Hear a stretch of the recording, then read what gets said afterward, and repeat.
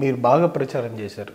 కేటీఆర్ గారు కానీ, చివరి నిమిషాలు హరీష్ రావు గారు కానీ చాలా ప్రభుత్వం మీద వ్యతిరేకత ఉంది, ఏ హామీలు నెరవేర్చట్లేదు, 6 గ్యారెంటీలని పూర్తి స్థాయిలో దుయ్యబట్టారు.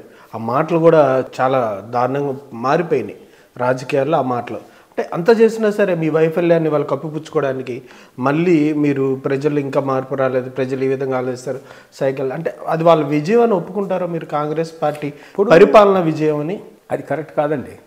పరిపాలన విజయం అని నేనైతే అనుకోను. పరిపాలన విజయమే అయితే కనుక ముఖ్యమంత్రి స్థాయి వ్యక్తి గల్లీ గల్లీ తిరగాల్సినంత అవసరమే లేదు. పరిపాలన విజయమే అయితే కనుక గల్లీ గల్లీకి తిరగాల్సిన అవసరమే లేదు.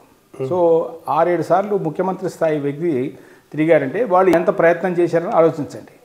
అంత గట్టి ప్రయత్నం చేస్తారు. అభివృద్ధి వాళ్ళకు మంత్రం అయి ఉంటే, పరిపాలనే వాళ్ళకు ఒక కొలమానం అయితే ఎందుకు అంతమంది మంత్రులు, అంతమంది ఎమ్మెల్యేలు, ముఖ్యమంత్రి అన్నిసార్లు తిరగడం? దాన్ని బట్టి మీరే బేరీ చేసుకోవాలి, మేము చెప్పడం కన్నా కూడా.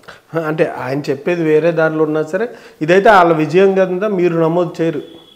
గెలిపే కదా. ఒక ఓటుతోటి గెలిచినా గెలిపే. ఓటు గెలిపోవటం గురించి నేను మాట్లాడట్లేదు. నేను చెప్పేది ఏంటంటే ఇది బై ఎలక్షన్ అన్నప్పటికీ ఏమవుతుందంటే జనరల్గా పబ్లిక్ మైండ్ ఎట్లా ఉంటుందంటే, ఫర్ ఇన్స్టెన్స్ మేము ఇక్కడ ఓయి కాలనీ చుట్టుపక్కల ప్రాంతం చేశామండి ప్రచారం. అక్కడ వాళ్ళు ఏమేమి చెప్తారంటే, స్థానిక ప్రజలు ఏం చెప్తున్నారంటే, మాకు ఇక్కడ అండర్ గ్రౌండ్ డ్రైనేజ్ ప్రాబ్లం ఉంది.